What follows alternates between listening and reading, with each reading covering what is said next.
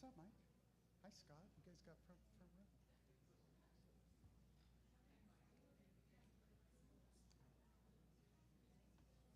Hi, Elaine.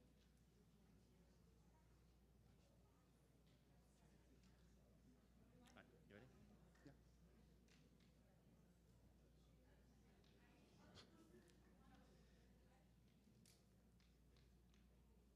All right, good evening. My name is Lieutenant Martinez from the Sheriff's Information Bureau, and it's my honor to welcome you to Sheriff Alex Villanueva's Town Hall here in the city of Santa Clarita. I just want to say that this is the Sheriff's 100th Town Hall since he's been in office.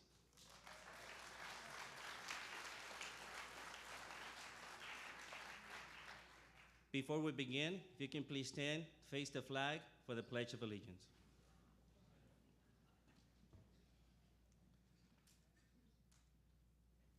I pledge allegiance to the flag of the United States of America and to the republic for which it stands, one nation, under God, indivisible, with liberty and justice for all. Thank you. Please be seated. Before we begin the town hall, we have a little video that we want to show you, and it pretty much shows you the history of the LA County Sheriff's Department.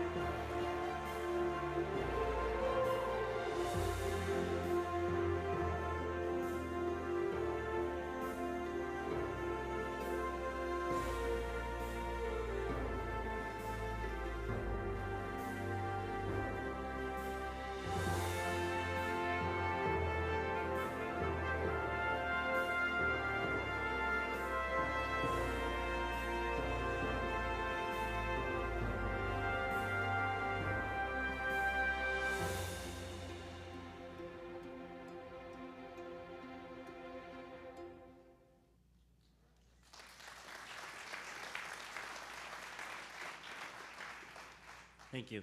And now to introduce the sheriff, our distinguished guests and department executives, the captain of Santa Clarita Station, Captain Justin Diez.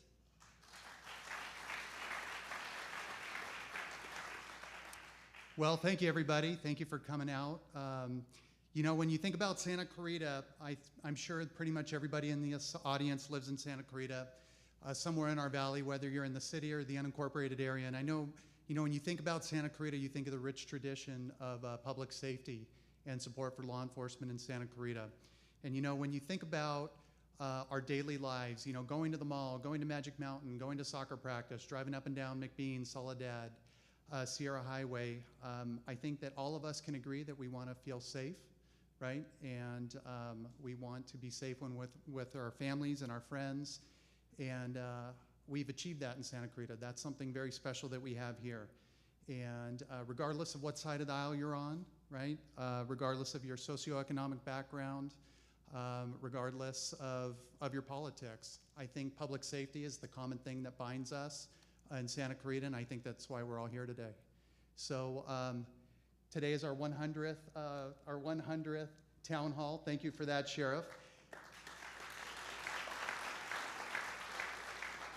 And you know, a big part of that public safety message starts with these town halls, right? This open dialogue for you guys to give us feedback, for you to ask not only myself but the sheriff on pressing questions that are going on in Santa Clarita. So anyway, thank you for coming tonight. We're going to have a long night packed with questions and answers, and I think everybody will have a great time tonight. So anyway, real quick, before we bring the sheriff up, I'd just like to announce a few people. So Supervisor Catherine Barger, 5th District, could not be here tonight. However, in her place, on her behalf, is Stephanie English. Stephanie, raise your hand. Stephanie, thank you for being a supporter of the station and a great partner. We appreciate having you. From the city of Santa Clarita, Mayor Lorraine West. Where are you? Mayor West, there she is. Mayor West. Mayor, thank you for being here. Again, a huge supporter of the station, and we really appreciate your partnership. Councilman Bill Miranda. Bill, where'd you go? Okay, well, Bill Miranda was here, but Bill, thank you for being here. He might have just stepped out. Councilwoman Lorraine West. Lorraine, are you still here? I'm sorry, Marsha McLean. I'm sorry, Marsha. Lorraine, I called you twice. Marsha, that was terrible of me. I'm sorry, Lorraine, I announced you twice. Okay, Hart School District, President Joe Messina. Joe, thank you very much. Joe, you've been a great partner. Thank you. We really appreciate you having you in your position and really partnering with the station and showing your support for us all the time. So thank you for being here. And last but not least, Bob Jensen, Hart School District. Where are you, Bob? Okay, so without further ado, I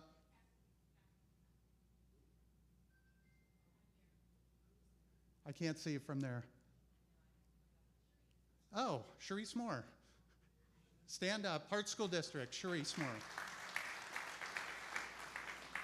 Thank you, I didn't see you come in, thank you. Thank you for being here today.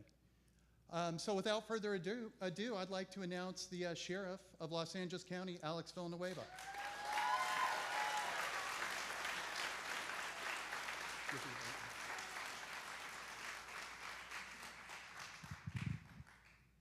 Well, thank you all. How many thousands of people we've spoken to all over LA County.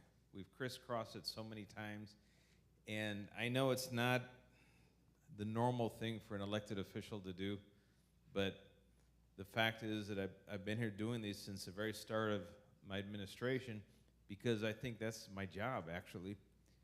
I represent all 10 million residents of LA County. I don't represent just one group and not the other groups by political party.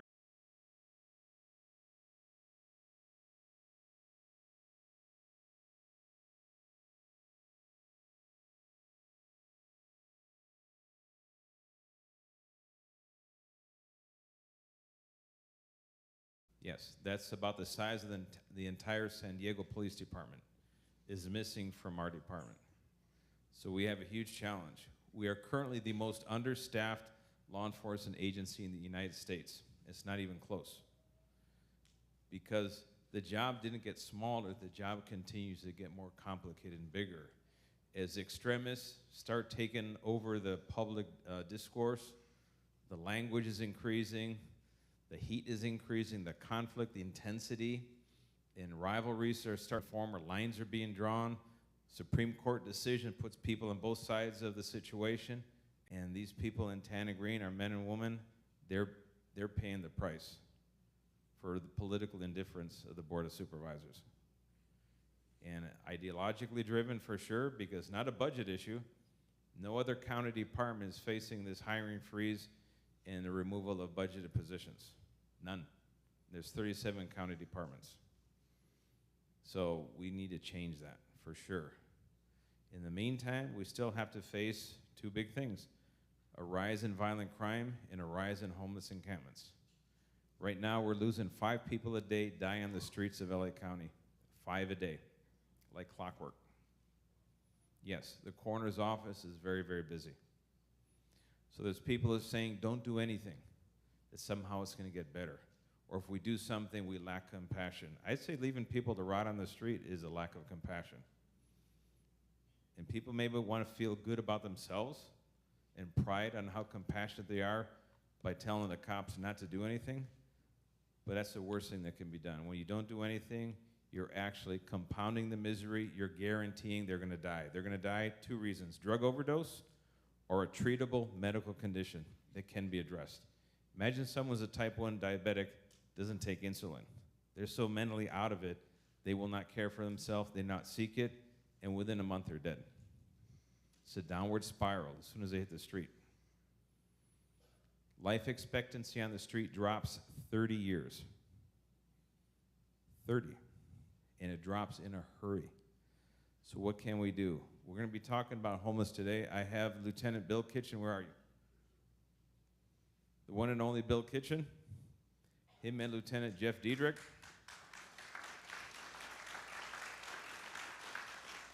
They're the ones that are working on our homeless outreach service teams. I know there'll be questions about that. We also have someone from our MET team here at Santa Clarita. I saw a sergeant. Right over Where is here. he? Ron Klum. Oh, here he is right here. He works under the supervision of Lieutenant Anna Denise Briz, who's our lead of our mental evaluation team. So there's a lot of work there, a lot of questions about that. We'll talk about that. A lot of good things are happening. We did a second raid in the high desert, knocked out what was left of the marijuana grows.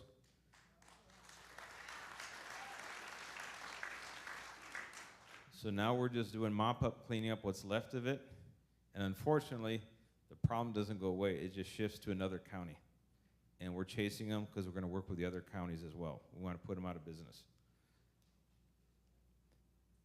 We also are working on street takeovers, catalytic converter thefts, all kinds of things that are happening at the same time. And we're doing it with less and less detectives. Right now, my detective division is missing 25% of their personnel.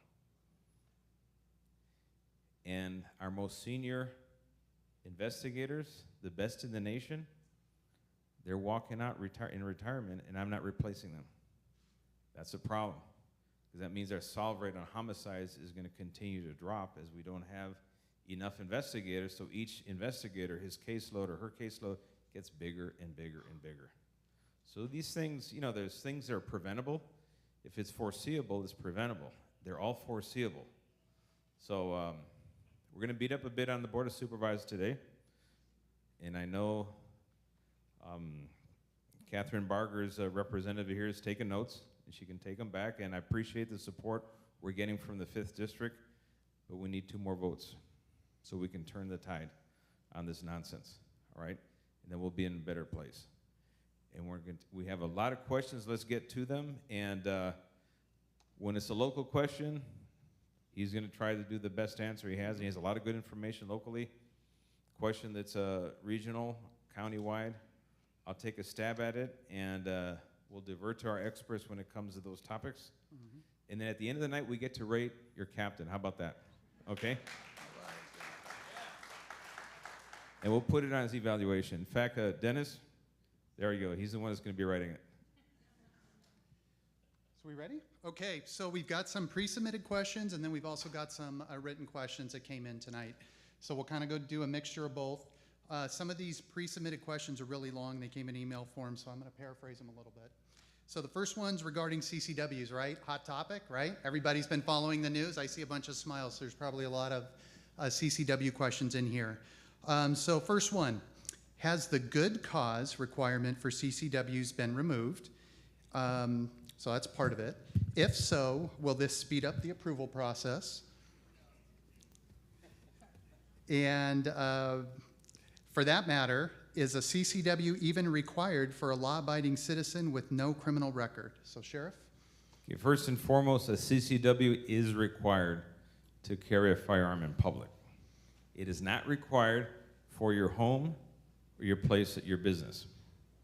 All right? Those have always been Second Amendment rules, and you can always arm yourself in your home. Now, when you have a weapon in your home, and this is true of everyone who is a responsible gun owner, just make sure it doesn't fall in the wrong hands. You got little kids, make sure your gun is locked up, gun and ammo are separated from each other, so no one has access to the firearm who shouldn't have access to the firearm. If you have someone in the home who has a criminal record, them and the gun at the same time don't work together, okay? Got to keep them separate. Same thing, if you come across people ask, well, what do I do if someone is breaking into my home? Yes, you can use your firearm to defend your home. You can do that. Just be smart about it. If he's breaking into the home, running towards you, and you're inside your house, by all means. It's going to be a little messy, but we're going to support you. Now, if they ran out the window and they're in the backyard running away and you're firing at them, now the question is, how is your life in jeopardy at that point? Okay? That's why you got to be smart. Okay? And think ahead. Call 911 before you do anything. We will be there lickety-split. In fact, what's our average response time?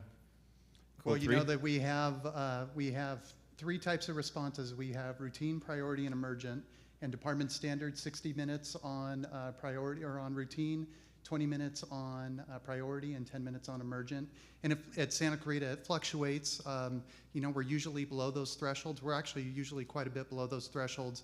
But what messes up those response times is any big incident. So any big incident where all the units at the station are, you know, going to containment or a fire in Santa Clarita, things like that. So although I didn't come prepared with our exact response times, we're doing very good at this station.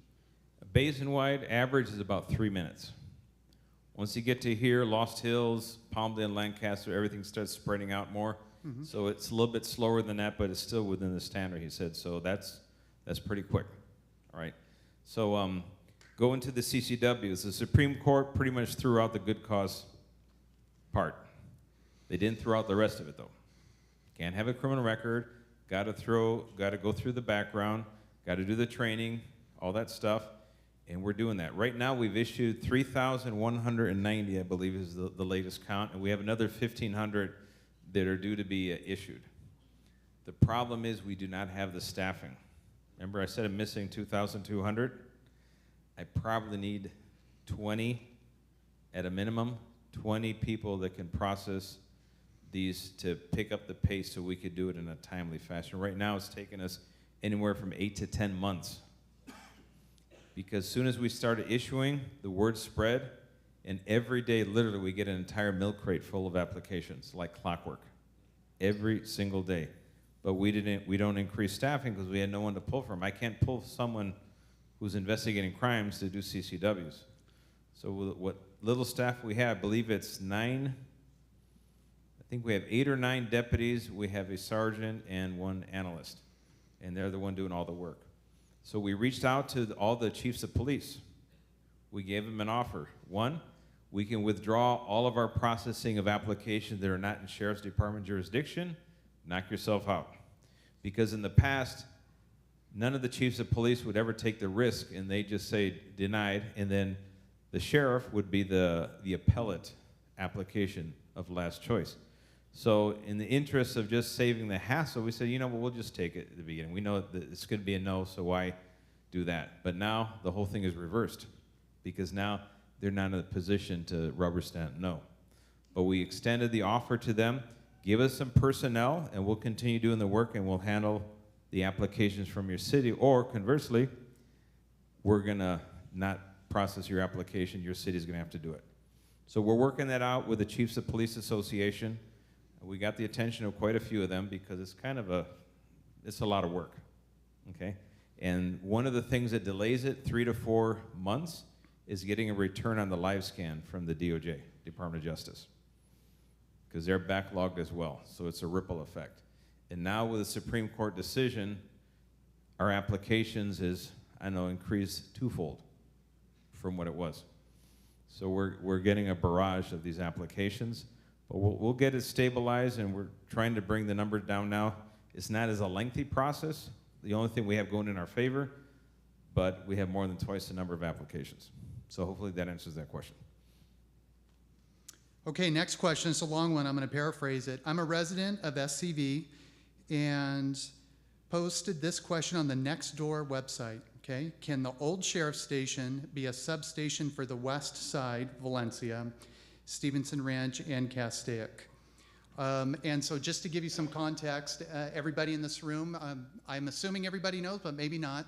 The old sheriff's station, we vacated that in November of 2021. We moved over to the new sheriff's station. The old sheriff's station was there for 49 years, interestingly enough, and it looks like it. And the new station was a partnership between the city and the county, and built probably for another 50 years, and plenty of room for expansion to service this whole valley. But that is a great question. So do you want to dip into that, or do you want me to answer that one? Keep going. Okay, so the old sheriff's station, so it's been vacant, and the million-dollar question is, what's going to happen with it? What are we going to do with it? What's the department going to do with it? So where we're at right now is I don't have an exact answer for you. The sheriff, or the sheriff's department, has requested to retain the station, okay, from the county. The 5th District Supervisor Barger, she agrees with that. You know, she supports that. She certainly wants a second station within her district.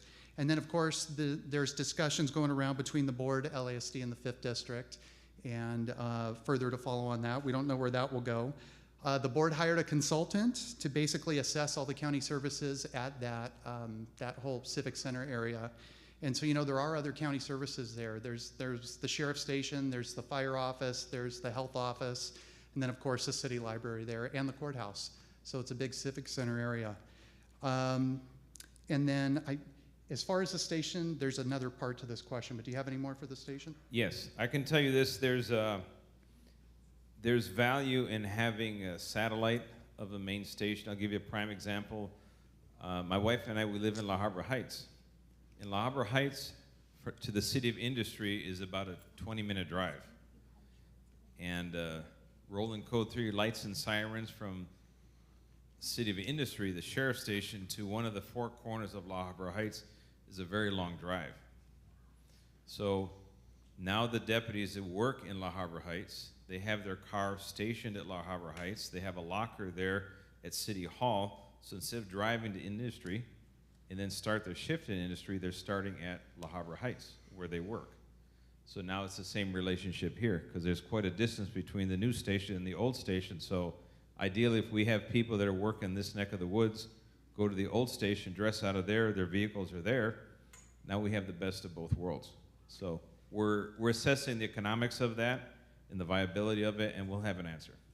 Yeah, thank you, Sheriff. And you really just touched upon the second part of this question. And again, I'm paraphrasing. My neighbors had a variety of opinions and knowledge about the now closed office or sheriff's station. There's a deep concern about service times and just the mere presence to help combat everything from illegal fireworks, catalytic converter thefts, burglary rates, and all that.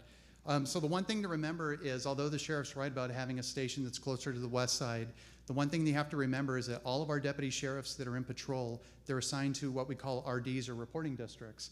So even though they're going out of a station that is farther away over in Canyon Country, they still are assigned the reporting districts of the west side. So of course we've got, you know, Stevenson Ranch, Valverde, Castaic, Gorman, those reporting districts. So either way, they're assigned there. Now, where it makes a difference, to the sheriff's point, is if they get a call straight out of the station. And then, of course, yes, it is a longer response time. So any more on that, sir? Okay, so moving on to another question here. Okay, question about Valverde. And I will paraphrase this. I am a single, recently widowed mother of 2 boys living in Valverde. I was informed that the YAL at Valverde, so that's the Youth Activities League in Valverde, is facing a funding shortage. and they may have to cut staff or may have to close down completely by the end of the year. What are you doing to ensure that this program continues without a pause or diminished capacity? Well, pretty much that's it. So I can answer that, Sheriff. So the Sheriff's YL, is everybody familiar with where Valverde is? Off the 126 and the 5 freeway, very small pocket community, all county, unincorporated county area. We have something there called the Youth Activities League. The deputy in charge of the Youth Activities League and also the zone leader for Valverde is Deputy Rooney. Anybody in this audience that knows Valverde knows Deputy Rooney. He is the unofficial mayor of Valverde. And Brian Rooney has been working or operating the YL for probably 12 or 13 years. The YL, the kids that they service, the numbers fluctuate. They could be as low as 40 on up to 80 kids in that Valverde community. So I can tell you that right now the Sheriff's Youth Foundation has, due to budget cuts, is down to 1 employee. And we simply don't have funding for that program. However, Stephanie, thank you very much. Due to the 5th District has committed to basically providing staff to the YL. So what we are doing as a station and as a department is we are still providing Deputy Rooney to run the YL, the Youth Activities League. I have committed to that, although we're in a severe, crunch with personnel. Needless to say, it would help me to pull him out of that function and put him in patrol. But I know the value that we get in that program, and especially, Brian's the mayor of the town sheriff of Valverde, and I don't want to take him out of there. I know he's got a very positive impact, not only on the kids, but the adults there. So through Parks and Recreation, LA County Parks and Recreation, the 5th District is funding employees through Parks and Rec.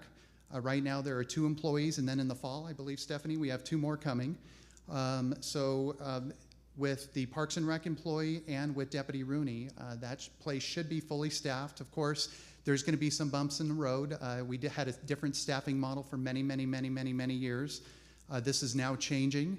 It's going through the 5th District, which is great, and it's fine. It's just going to be some bumps in the road till we get it worked out, and we are very close to doing that. So I hope that answers any questions on YAL. Sheriff, anything? Part of the consequences of defunding is that we had 192 unfunded positions that I inherited. And these positions go back 30 years, some of them 40 years, where it was just a shake hand agreement between the Board of Supervisors, the CEO, and the sheriff, going all the way back to Block's era. And when I took office, for some reason, there was no longer a handshake. And they said, I'm over budget. So all of those agreements were pretty much eliminated, and they included the staffing for all of the YLs, except the City of Industry, where industry has its own foundation that pays for the YL. So they were all closed. Then the pandemic hit. So the 192 positions included service area lieutenants, sergeants, community policing, different versions of teams in all of our patrol stations. So the 192 positions were gone. We asked the board fund the positions formally in the budget, and it was turned down. We've asked it for every year, and every year they've turned it down. But thankfully, we're seeing signs of life. 5th District, where they're now actually funding it through the 5th District, not from the CEO's office, from their discretionary funds. So that is one workaround, and some other stations are getting some workarounds locally, but the overall program still is horrifically underfunded, and it's impacting a lot of kids. Now that we're getting out of the pandemic and everything is opening back up again, we're starting to see, the negative consequences of that. We need to have all these YLs up and running, and there's 17 of them throughout the county. Some of them are large, like the one on Imperial in South LA. They have 500 kids that go through their program, and it's a huge after-school program for all the kids in the local area. Very important. Okay, Sheriff, so I've got some, we had some pre-submitted questions for the YL. We had 2 or 3 of them, and then we've got some extra cards of people that are here, and pretty much all of these are regarding the YL and kind of what we touched upon.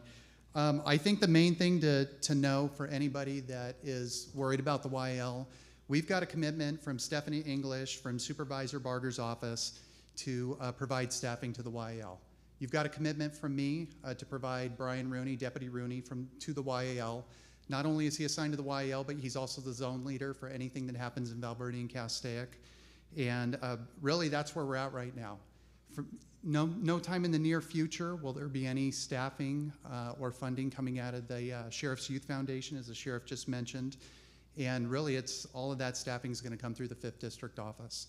Do you have anything further for that, Sheriff? I know it's a hot topic. We've got a number of cards on it. We had some pre-questions come in. So anything further? Basically, you have the commitment from the station and from the 5th District office. It's going to be a rocky road for the first few months, maybe a tiny bit longer, but we will get it worked out, and I don't see any issues with it. We're the Sheriff's Youth Foundation. We do have some partnerships now. We have some big corporations that want to open up their pocketbook. We got a $50,000 donation from one of the, I think it was FedEx. So we're having some money starting to come in, and hopefully we're going to get Amazon and other, mega corporations start throwing money down, because it goes straight to a very worthwhile cause. Very little overhead, in fact, no overhead. So we're going to keep pursuing that. If you know of anyone that has a big checkbook and they can throw down, please send them our way. It's tax deductible. And Sheriff, just so we're clear, because again, we got a couple more questions. Just so we're clear regarding YEL, it is true, correct, that the Sheriff's Department will not be supplying personnel to work the YEL through the Sheriff's Youth Foundation. That will be done through the 5th District, correct? Yeah, unless it happens individually by a supervisor, I'm not going to put in a position that I know I don't have a revenue stream to pay for it. Because then they'll say, oh, he's not running his budget correctly. But let me just give you a hint on the budget. I inherited, my starting point was a $101 million deficit, November of 2018. That was my starting point. And then 2 successive years of defunding. 1 year was $145 million. The following year was $116 million. Then they removed the 1,281 positions. I have a service and supply budget of $143 million. It's been frozen for the last 3 years. And that's what all the other county departments use to kind of balance all their budgets and come in pretty much online. Well, I was deprived of that luxury, so suffice it to say. But the end of last fiscal year, we closed at $22 million in the black. But it came at great expense to the service we provide to the community. So we got in the black, but at big expense. So I think when the county is sitting on a $2 billion surplus, I shouldn't have to be struggling to make ends meet.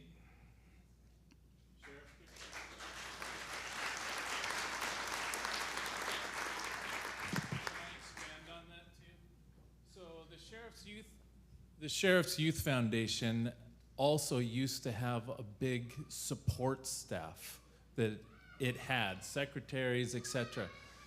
Now it does not have any of that. It has 0 support staff. So it can't have employees of great magnitude or anything like that anymore, because it just doesn't have the staff to do it. So that's another piece of this puzzle. It's another part to the defunding of our whole department. It's a ripple effect through the entire thing. Thank you, Captain Thrall. So this is Captain Thrall, Captain of Community Partnerships Bureau. Thank you, sir, for explaining that. The one and only. All right, Sheriff, this one's for you.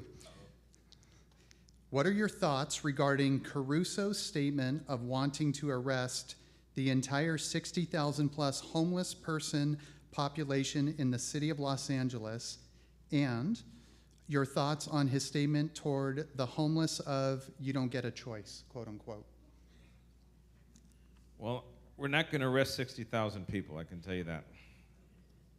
One, just ideologically, I don't think that's the right idea. Plus, we wouldn't have anywhere to put them. Because I got some people right now occupying my jail. Right now, we have 13,600 in our custody facility. We got room for maybe 3,500 more. So in the middle of a crime wave, I'm probably going to stick with the people doing the smash and grabs, the robberies, and all that stuff. Now, I understand where he's going with this in his sentiment. On the second part, yes, I agree with him. We've had a long conversation about the homelessness, and he has a very good point. Accepting the status quo that we can't do anything is a fallacy, because all we're doing is creating the magnet for the rest of the nation's homeless to descend here. Great food, free food, live under the stars, great weather, and smoke all the dope you want and do whatever you want, and no one's going to hold you accountable. Pretty much a tweaker's dream, right? We've created that. And we cannot accept the status quo, period. And the designs of the county of LA, the city of LA, their whole idea that it's a housing first solution is just flat out wrong on so many levels. We cannot build our way out of the problem with permanent housing. Do we need to build and invest in supportive housing for those who suffer mental illness and substance abuse? Yes. We should be building like crazy, day and night. And that's going to be shelter capacity. That's going to be secured and non-secured treatment capacity for those with mental illness. There's some people that, unfortunately, they should not be wandering the streets howling at the moon and chasing cars. But yet we let them do that, and they die doing that. And somehow somebody believes, well, if we put them, lock them up, it's harmful to them. No, what they're doing is harmful to them, and they're going to die. And they do die. Have you seen of all those reports about pedestrians struck and killed on a freeway? Those are homeless people. But the press has been told not to call them homeless or unhoused. It's just, oh, a pedestrian on the 105 freeway. Or their favorite part, right about the 101 going through downtown and the 110. There should be no such thing as a pedestrian collision on a freeway. None. But it's exploded over the last few years at the same pace that the homeless population exploded. I'll give you an idea. 2011, 11 years ago, 39,000 was the homeless count. 2021, fast forward 10 years, the homeless count was estimated at 83,000. It more than doubled in size. During that same time period, we spent $6.5 billion. Now, if you're a business owner, or anybody that went through basic math in high school, at what point do you realize you're doing something that is having the exact opposite effect of what you want? At what point do you say, maybe I shouldn't be pouring money into this because it gets bigger and bigger? Because they refuse to admit the size of the problem, and it's a dynamic problem. It's not a static problem. You have to have a dynamic solution. They're trying to apply a static solution to a dynamic problem. Oh, great, we housed, and I remember talking to the head of the LA Homeless Service Authority back in 2019. He said, well, yeah, we had success in 2018. We housed 21,000 people. Oh, great, they were replaced by 30,000 people. Was that an improvement? Of course not. And that's the whole point. They were measuring outputs. They weren't measuring outcome. I'm focusing on outcome. I want the end result to be there are no more homeless. That is the outcome. They're going to say, oh, look how successful we were. We did this and that. It's all nonsense. It's garbage. Okay? It's a distraction. The fact is the County of LA has been privatizing and contracting out all of the services they used to do themselves. So when you talk about the homeless industrial complex, that's what you're seeing. Those $6.5 billion, where'd it go? It went to contracting out to nonprofits that are a little bit more than nonprofits. They're very profitable. You look at the pay of CEOs of nonprofits, they make more than twice as much as I do. And my operation responsibilities dwarfs these nonprofits. They're making incomes of $800,000 a year. Yes, for a nonprofit that's supposed to help the homeless. The worker bees are making 15 to 19 bucks an hour. They run around with clipboards and handing out croissants and water bottles, and they call that outreach. And the county pays out the nose for it, which does absolutely nothing. The only thing the county should be investing in right now is shelter capacity. And I know this is a long argument, but I'm going right back to Caruso. Because at some point, we're going to get you the help you need in shelter capacity or one of these treatment facilities. We're going to give you a spot to park your RV legally in a place that's not harming the community, tourism industry, business district. Or worst case scenario, we're going to relocate your pop-up tent to a safe campsite where we control the environment. And the other option, Now we're back to Caruso. Yes, you do not have the right to park your butt on our sidewalk, defecate, and then flip us off and say we have nothing, there's nothing we can do about it. BS. Yes, we can do that. We can enforce the rule of law.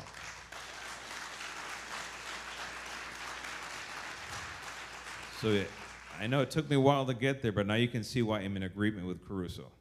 The status quo is not working.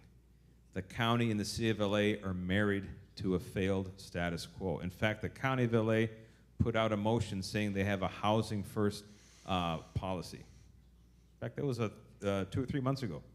And they proudly voted for it. And it's a failed policy because they can't comprehend. When we went to the Venice Boardwalk, June 7th of last year, we met a young man, Lucian.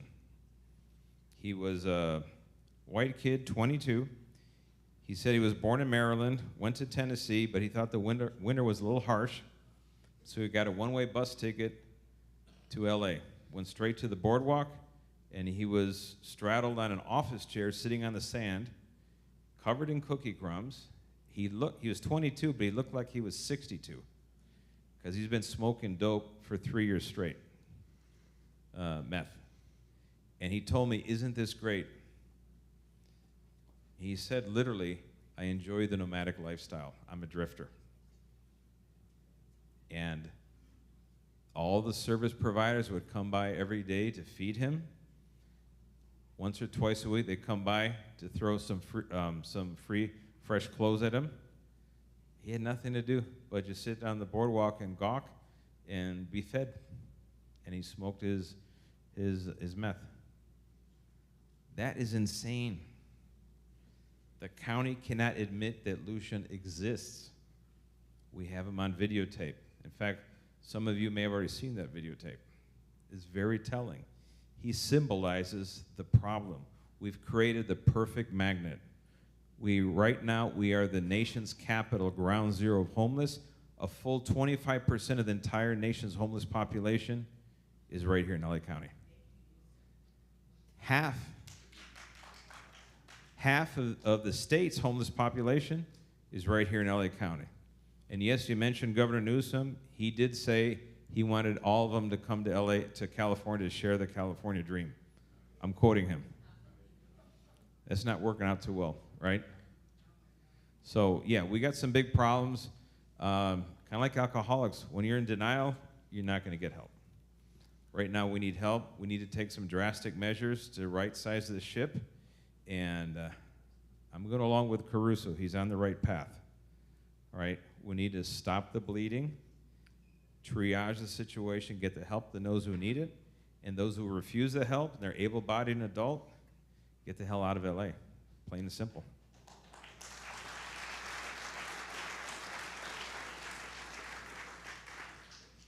All right, Sheriff, this is a short one. I won't have to paraphrase it. Sheriff, how do you recall the County Board of Supervisors?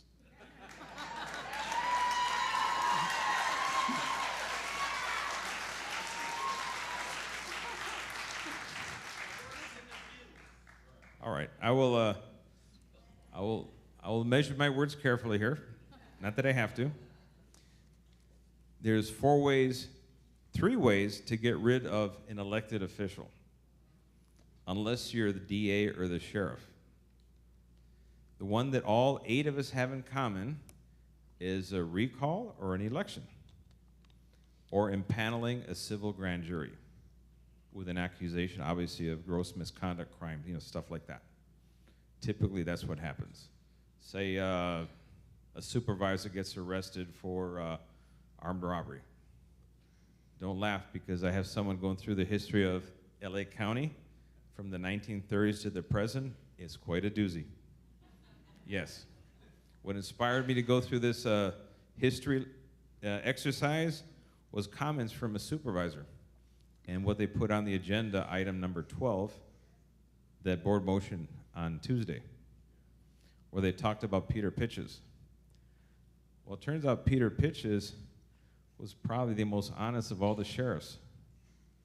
He came from the FBI, could not be bought, and I'm not sure if I'm quoting this right. He says there's There's thieves, rapists, and politicians. I hold those all equally in disregard. And so he was a man of his word. The Board of Supervisors were scared to death of him because he came from the J. Edgar Hoover School of law enforcement. And he ran a tight ship, but clean as a whistle. So we'll go through that history lesson another day, but let's go back to the recall. Civil grand jury, recall, and an election. That's the three ways you can get rid of sheriff, DA, supervisor, public assessor. There's a fourth option, reserved exclusively for the sheriff and the DA. That's the state attorney general. Pursuant to the California Constitution, has official legal oversight and authority over all the state sheriffs and DAs. So there's four ways you can get rid of a sheriff and a DA. So when they wrote that agenda item on Tuesday, they somehow conveniently left out the role of the attorney general, who would be an unbiased third party, right? So on a recall, you have to gather a significant number of signatures, and we can go through what happened with George Gascon. In fact, I have some good news for you about recalls. Here's how it works. You have to get, I think, 20 or 30 signatures for a petition. You submit the petition to the registrar recorder. Registrar recorder has to give it to county council. They have to bless the petition. They have to verify the signature and say this petition qualifies to initiate a recall. Once that petition is given back to the petition circulator, the clock starts and you have 160 days. And you have to gather 10% of the number of registered voters in that particular jurisdiction. In the case of the DA, they had to gather 567,000 signatures, 10% of the registered voters. They turned in 715,000.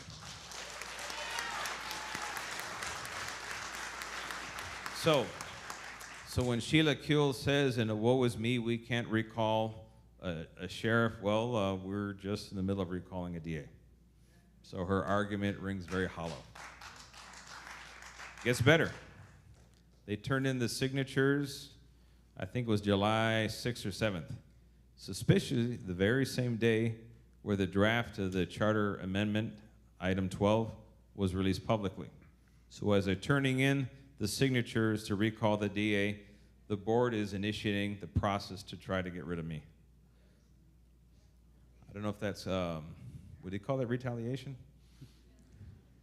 Now here's where it gets better. We found out today, the registrar recorder did a count. They had to do a 5% tally of the signatures. And if it fell short of, I think, 26,000 out of, I think it was 35,000, if they were under that amount, it was automatically rejected as insufficient. It survived that. Now they're going on to a full count of all 715,000.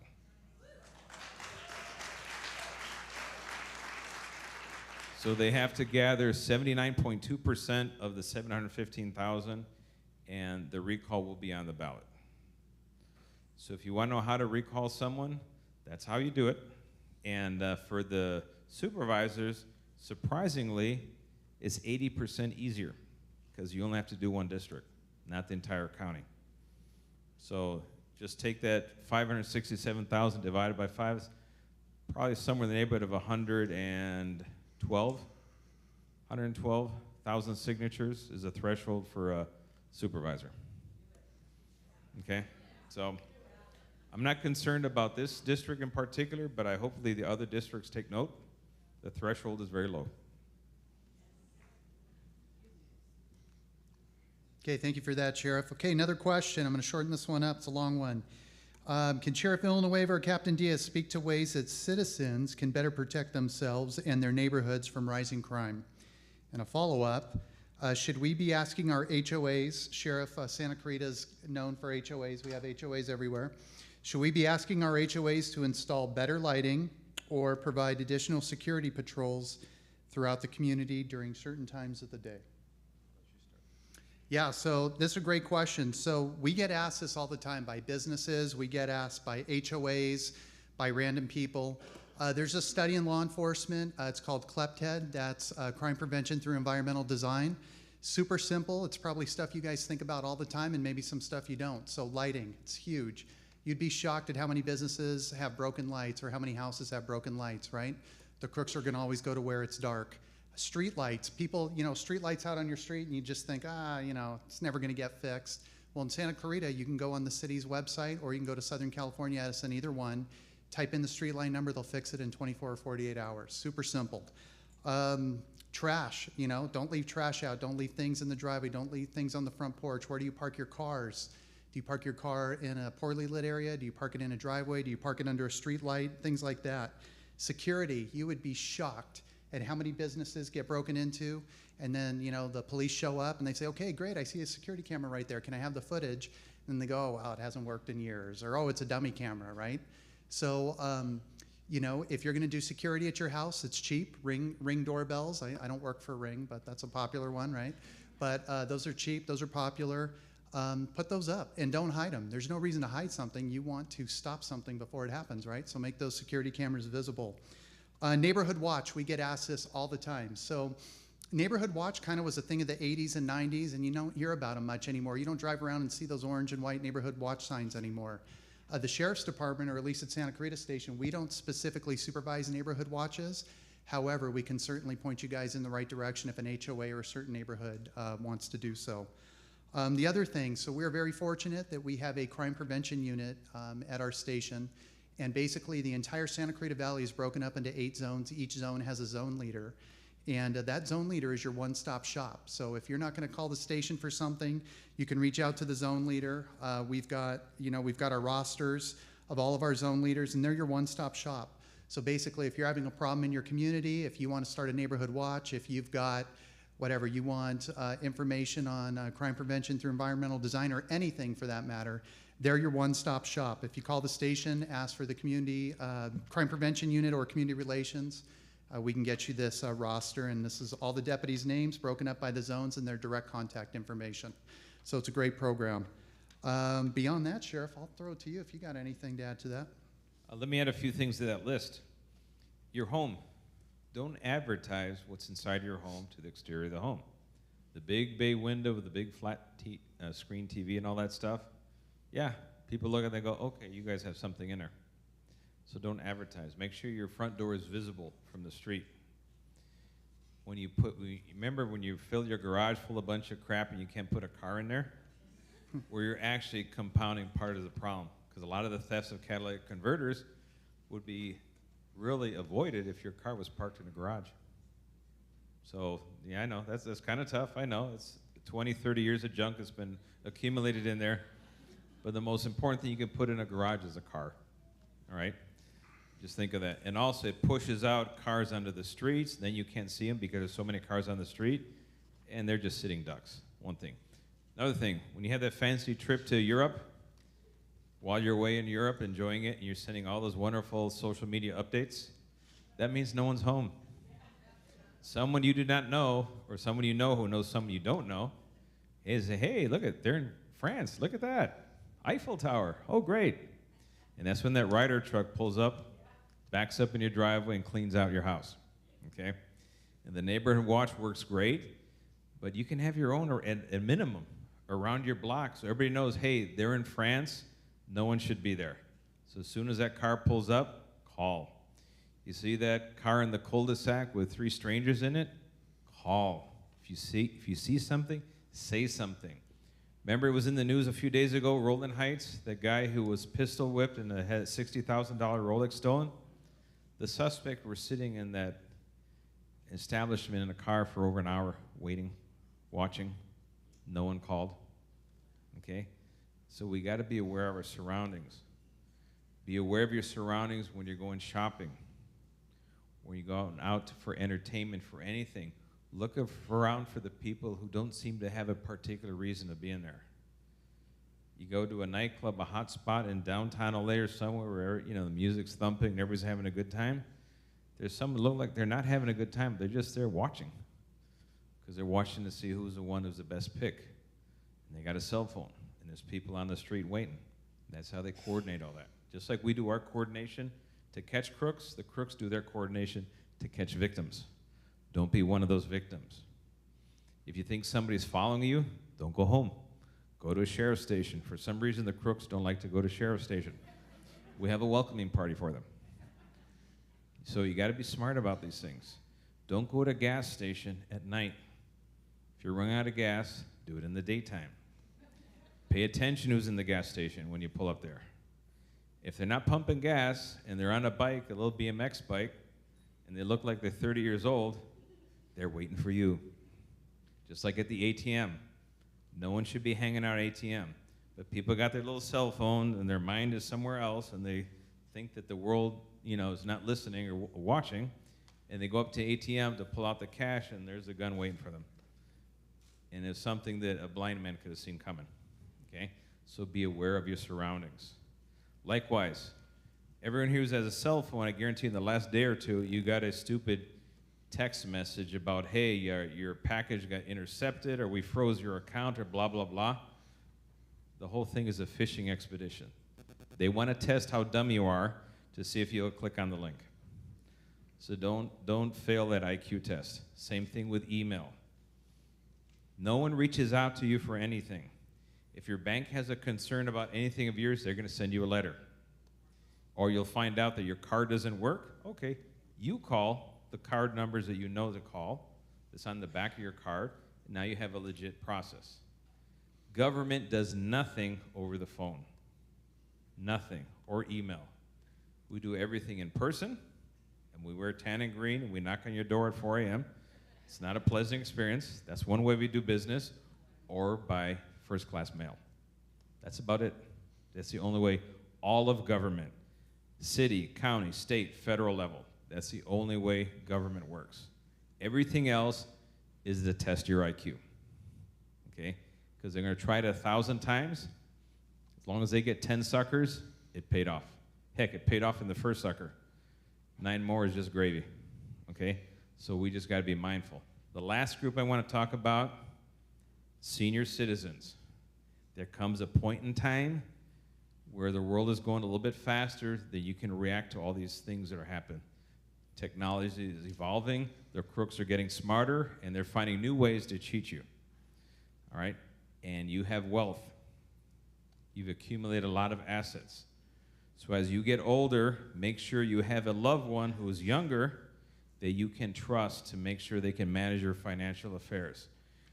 We have a lot of elder abuse, and as the baby boom crowd is aging out and retiring and ultimately passing away, that's a lot of wealth that's being stolen, ripped off, financial abuse. We have daycare givers, or caregivers. They're ripping off your loved ones left and right. When they pass away and all of a sudden the house goes to somebody else, you go, what happened? Oh yeah, they got it 10 years ago. They signed the bogus, transfer of deed and all that stuff, and all of a sudden it's gone. So you got to be mindful of your elderly folks, elderly, aging parents, grandparents. Make sure all of their finances, all of their assets are in the hands of loved ones that'll keep passing it on to future generations so it's not ripped off by a stranger or a felonious loved one in the family. And that's where all those fights happen. So we have a Special Victims Bureau. We have a Fraud and Cybercrimes Bureau, and they specialize in going through all these things. And it happens, doesn't matter what your income level is. We get cases where it involves multimillionaires and people that are just, blue-collar workers. All right? And we don't want anybody to be ripped off, and so just be mindful of that, because people are prone to being victimized when they're vulnerable. So recognize that, okay? Yeah, and Sheriff, just to follow up, Sheriff's mentioned if you see something, say something. A lot of people don't want to call the station because they're afraid of, being identified, or they're just afraid of retaliation. You can always call the station and remain anonymous. We're going to ask you your name and your birthday and your telephone number, but you can simply decline, and that's what we need. So if you're afraid of whatever, certainly call the station and remain anonymous. The other way that we get a lot of tips is through crimestoppers.org. So www.crimestoppers.org.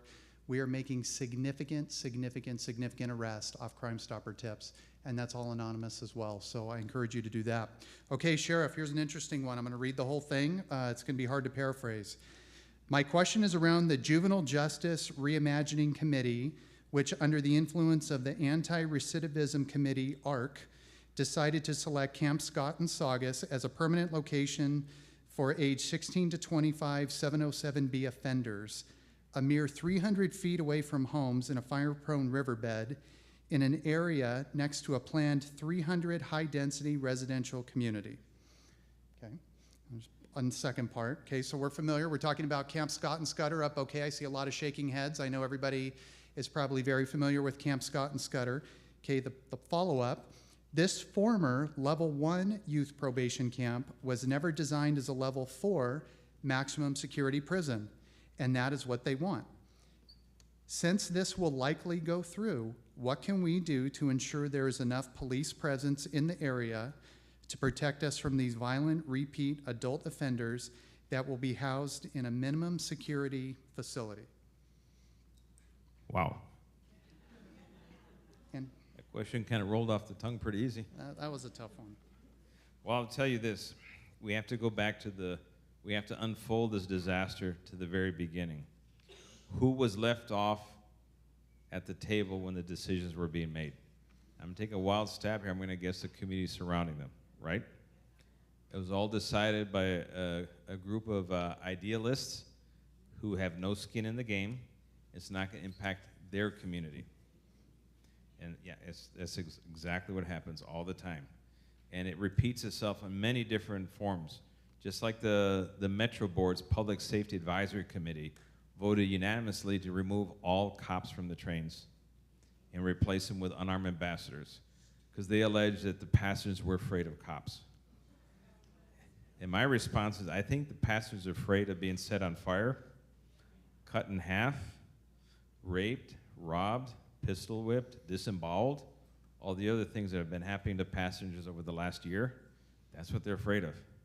But it didn't matter to this Public Safety Advisory Committee. The committee that put that proposal together share the exact same ideology. And your concerns just don't even register for them. There's places we need to put people. We have zoned places, institutions already, and we know at Los Padrinos, East Lake, all these facilities that have been slowly been shuttered because that's a drive behind this alternatives to incarceration, care first, jail last, but they've decided that we just don't need it. So it's going to get to the point where a homicide suspect is going to get home detention. Yeah, try that one for size. A homicide suspect. Right now, in fact, heck, 10 years ago, the only juveniles that would be entered into the system, you had to do a violent felony. You did a residential burglary, rejected, sent home, home detention.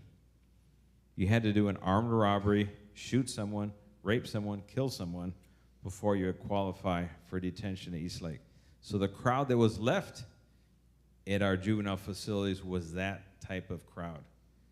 And then they decided in their geniosity, said, well, they're really, they're trying to build their lives, and let's give them some other options. They're not incarceration.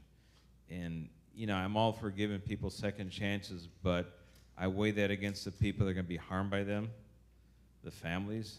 They're going to lose a loved one, and it's just utter nonsense. And I don't know how to describe this, but it boils down to you get the government you deserve. Remember, the people that are making the decisions were voted in by voters, by residents. And some people, someone decided that Scott Wiener would be a great representative for this. Yeah. Someone put him in office. Someone put Sheila Kuehl in office. And she's the one appointing the people to that very group, Alternatives to Incarceration, Office of Diversion and Reentry, all of those with all this care first, jail last mantra, and it comes at crooks first, victims last. And now we're transitioning to, the state already got rid of the CYA, California Youth Authority, and kicked it over, I think, to the Department of Health, if I'm not mistaken, and they started dismantling the state system. Then they kicked it to the county. Now the county is dismantling our juvenile hall system. And now they have to put this as the alternative. And what's going to happen to the worst of the worst offenders, where are they going to wind up? In the county jail. Because they know they cannot put, say, a multiple homicide suspect, where are you going to put them? There's only one place. It's going to be the county jail. And now the probation staff that works all these facilities, they're scared of their own shadow because they've been defunded, gutted, no support, and they have a hard time getting people to show up to work for these facilities. They've had their pepper spray removed. They're assaulted on a regular basis by these angels that, you know, reside in these institutions. And we got a serious problem here. And, you know, putting lipstick on a pig, I don't know what other thing I can talk about, but there's some hard facts that there's kids that are going to be 15, 16, 17, are going to do very, very adult, sophisticated crimes, heinous crimes. I don't even have to talk about James Tubbs. Remember that one? Palmdale? And then what did George Gascon do? Well, let's put him in a juvie facility for females because he's now called Hannah Tubbs. And James became Hannah when the handcuffs came on, not a minute before. And he even bragged about how he tricked everybody. You probably heard the tapes.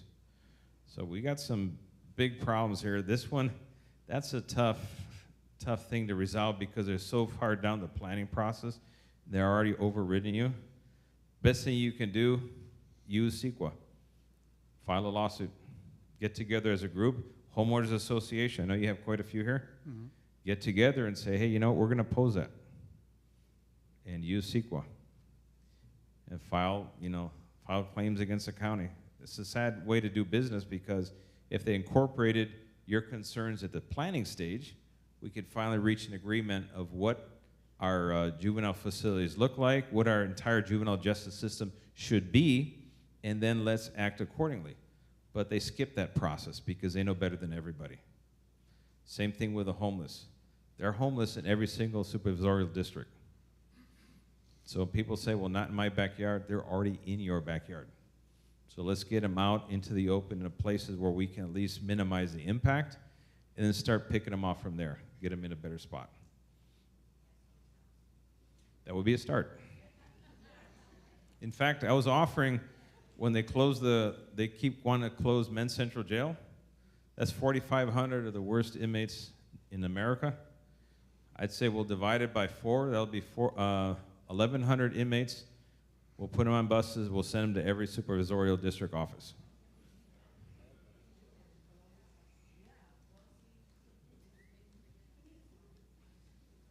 Okay, so we're going to get some crowd participation. I know we've got some anxious people. So, Carrie, you're going to bring around the microphone? Okay, so raise your hand if you have a question, and Carrie will bring the microphone around and try and get you. Yes, I want to know, there's been a study out recently stating that most of the juveniles, say between 16 and maybe even 21, where they're already of legal age, most of the shootings in schools and those problems are all due to the drugs that these children have been put on and maybe starting at a very early age. Do you have records of that? That most of them, the side effects are either homicide or suicide? There's a couple of things going on at the same time. One, there was a report that just came out, I think, last week, and it was doing a study going back 20 years on mass shootings, and the average age of a mass shooter is going down now 18, 21. Whereas in the past, it used to be a disgruntled employee, you know the phrase going postal? And it was, you know, male, white, 40 to 50, that demographic group. Now we're down to 16, 18, 20. In fact, the last 3 biggest ones, yeah, the oldest one I think was what, 20, 21? And some had just turned 18. So that's the demographic, that's the concern. They're increasing in frequency, and then they're getting younger. But you got to set that aside, because we don't have enough evidence that someone was under the influence at the time. Did they fry their brains beforehand? We don't have enough information on that. But on the flip side, we have a lot of people dying because of fentanyl poisoning. They're dabbling in opioids, or they're stealing from mom's medicine cabinet, and they're going online to find hey, we can get a Xanax, for $5, but it's laced with fentanyl. All it takes is one pill and you're dead. Those are actually poisonings, and we have a task force in our sheriff's department. We're working with the DA's office, the coroners, our station. So when we take these reports, and it looks like, a dead body report, and there's evidence it's a fentanyl, and if the family brings any evidence, we're gonna go through cell phone records, and we're gonna figure out if this is an actual manslaughter case, a homicide case, and we'll treat it as a homicide. We have 6 active cases going on right now exactly for that. And just to give you an idea, one of them is a neighbor of ours. This is how close it is. And so that 2021 was the first year that throughout the United States, 100,000 deaths due to drug overdose. And almost all of it driven by fentanyl. This is one and you're done. Not like when you're using an opioid, a meth, or any of those, or PCP, you keep increasing, and maybe you overdo it. No, this is, you took one pill and it's a counterfeit pill, Percocet, whatever, Xanax, whatever you name it. One pill laced with fentanyl, and that's it. It's all over for you. And that's how kids. How's that? Yes. Yep, it surpassed COVID for that age group in particular, and this is a huge problem. Okay, and we have a Senator Bradford who shot down Public Safety Committee in Sacramento, who shot down Senate Bill 350, which would elevate to manslaughter people who knowingly supply fentanyl and causes the death of someone. He said he didn't want to expose drug dealers to additional incarceration. So he literally said he wanted to protect drug dealers. Isn't that special? Remember that name, Bradford?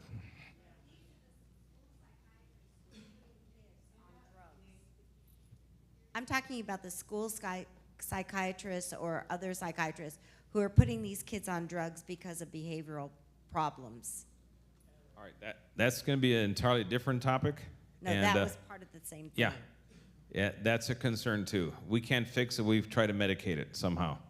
When there's typically something wrong going way back that we failed to do, and we just find, okay, let's find a chemical outlet to fix something that should have been addressed a different way early on in the child development years.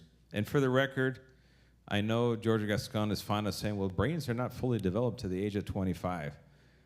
I'm okay with 95% development. I think they got enough.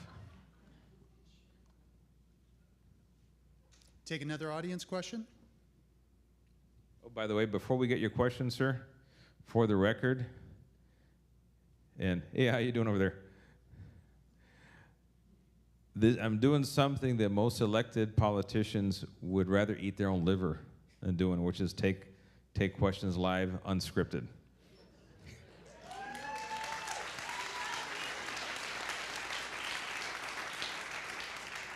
Sheriff Villanueva, thank you for coming. I was at a private event last year with the Sheriff of San Bernardino. He spoke highly of yourself and of LASD. One of the mentions were the interagency cooperation. As such, can you elaborate a little bit more on the cooperation you may get, for instance, from the federal government regarding ICE and also DEA, especially regarding fentanyl, for example, and the cartel movements that we're getting from the southern border all the way up to LA County and above? Thank you. Very good question. Outstanding question.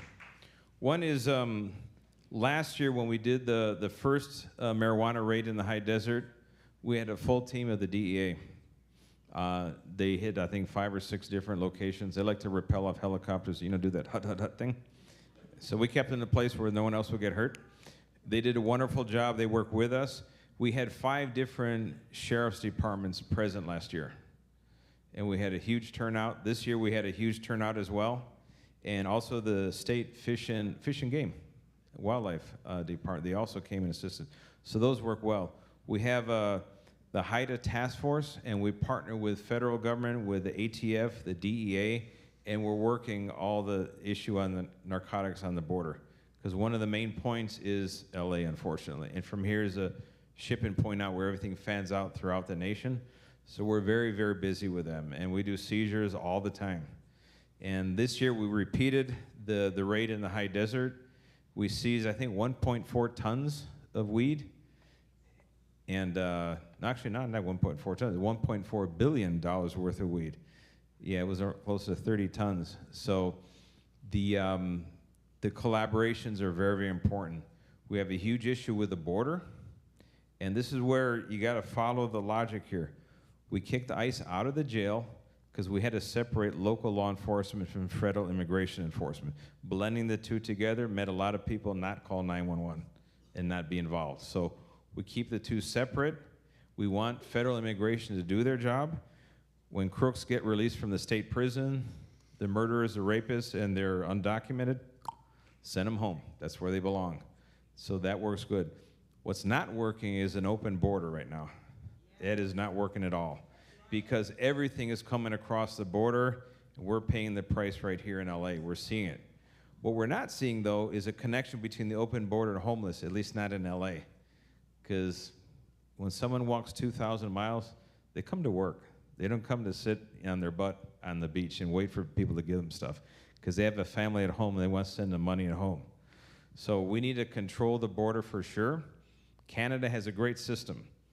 They have 3-year work visas. And you work for 3 years, you gotta go back home for 1 year, and then you can reapply for another 3-year stay. So what Canada has developed is a steady supply of unskilled and skilled labor that keeps going back and forth, and they know who they are. That's smart. We have the dumbest of all systems in the world. An open border, you can drive a truck through there full of fentanyl, or like in the tragedy in Texas where you had, what, 50+ people dead in a trailer? That's not working, all right? So we need our federal government to be smarter. And I know I'm asking for a lot here, I realize that. I had a chance encounter, a visit from one of the vice presidents of Guatemala. And he says that Guatemalans in the United States send $82 billion back to Guatemala every year. 82 billion back. The national budget for Guatemala is roughly $82 billion. But the point is that back and forth is healthy. So we stabilize Guatemala, we stabilize their presence here, we have the money going back and forth, and that is we've arrived at a homeostasis, an equilibrium where we don't have millions of people rushing the border and destabilize. Right now, we've created that destabilization where everyone is rushing the border to be the last one. We need to get people to go back to their country, and we need to open up legal migration that matches the demand. There is a way. It's just not the way we're doing it right now. So Carrie, let me follow up with that. Sir, I think the last part of your question too was drugs being brought up from the border. And that coincides with one of our cards that we got. And it'll, I think we can piggyback on it. Will the highway team, the highway enforcement team, and I can add some more context to that, ever come back? Our communities and kids seem to have access to drugs more than ever, and I think this was something, or this is something we need to bring back. So for those of you that don't know, Santa Clarita used to have a highway enforcement team. It was an interdiction team. Oftentimes, you don't see those in California. You see them back east. You'll see the stories of state troopers doing that. Interestingly enough, Santa Clarita's team went for many, many, many years and was eventually shut down. They were awarded several times the most successful interdiction team in the country, and this team was they were it. They were it in the interdiction world in the United States. Unfortunately, several years ago, they were shut down, and maybe Sheriff, maybe you can provide a little context with that. But the reason why they were so successful, not only from the support from the department, the city, the county, but we've got the 5 freeway here. And what is the 5 freeway? It's the corridor between our southern border and, of course, Northern California. And this is one of the main thoroughfares, if not the main thoroughfare for the whole entire country. So, Sheriff, possibly could you give us a little bit of context on the highway enforcement team? Before I took over, there was a big hit piece that came out in the LA Times how this enforcement team was profiling Latino drivers, and they had statistics and all that. And there was a legitimate concern raised about just the methodology of it, not their goal, just the methodology. And So it was shut down right when I took office. And we figured, well, let's retool it and let's have Narco Bureau do it instead of at the station level. So you have more experienced narcotic investigators and a little bit better oversight of the project. And we went to launch it again, but this is when the budget crisis started hitting. And then when I'm down 25% of my detectives, that's one of the ones that pays the price. And unfortunately, so we're going to retool it and get it back up and running with a proper oversight to make sure we're not violating any constitutional guarantees. That's first and foremost. But we can do it successfully, because some of these people stick out like a sore thumb, and when they stick out like a sore thumb, let's find out what's going on. And we can do this successfully and legally. Carrie, yeah, audience question? Hi, Sheriff. My name is Karen Widman, and I am a resident here in Santa Clarita. I also work for the city of Los Angeles in law enforcement for approximately 28 years. This community is, a group of parents have gotten together, and we've established a group called the Community Support Parental Engagement. And we're really involved in getting parents back involved in our school board. And we have a couple concerns. And I have a concern specifically as a parent where I have a child that was on the Sauga School campus during the last shooting. And with the Board of Supervisors proposing removing all school resource officers, and one of our local elementary schools has already eliminated all school counselors on campus, we have some real serious concerns about public safety in our schools, especially with what we've seen in Texas just a couple weeks ago. So this question is for, actually probably more for both of you, is our committee would like to see an opportunity for a public forum or maybe focus groups where families can come in with the Sheriff's Department and talk about some of our concerns and give some suggestions for public safety on our school campuses, because the parents in the community have some really strong concerns about public safety at our schools. Thank you. Want me to tackle that? Can you take that? Yeah, great question. So let me back up, and then let me give a little context, and I'll answer that better for you. So currently we've got 7 school resource deputies and 1 sergeant. So we have 8 people assigned to our high schools and junior high schools within the William Hart School District. It's been a very successful program. I think that if you talk to most people on campus, whether it's students, administration, board members, certainly the school resource deputies, they have nothing but good things to say about our program. I think it's the largest program of any sheriff station, or it is the largest program of any sheriff station of our 23 sheriff stations. You know, those school resource deputies are not only security guards, but of course, you know, they're mentors, you know, they're counselors, they're, you know, role models and all that good stuff. So the question is, well, you know, they're at the high schools and the junior highs, but of course, to your point, what about the grammar schools? So certainly we could meet with a parent group or focus groups to determine what, you know, how we can help those grammar schools, but ultimately, you know, those grammar schools, so Santa Clarita's got, I want to say, more than 70 schools throughout the Santa Clarita Valley. It's pretty amazing. Over 70 schools, 3 colleges. There is no way that we could be on every campus all the time, especially if our other 4 school districts and our grammar schools don't hire school security, right? So really, it's also a question, and it's really a conversation with our other 4 superintendents on whether or not they want to contract with the department for security.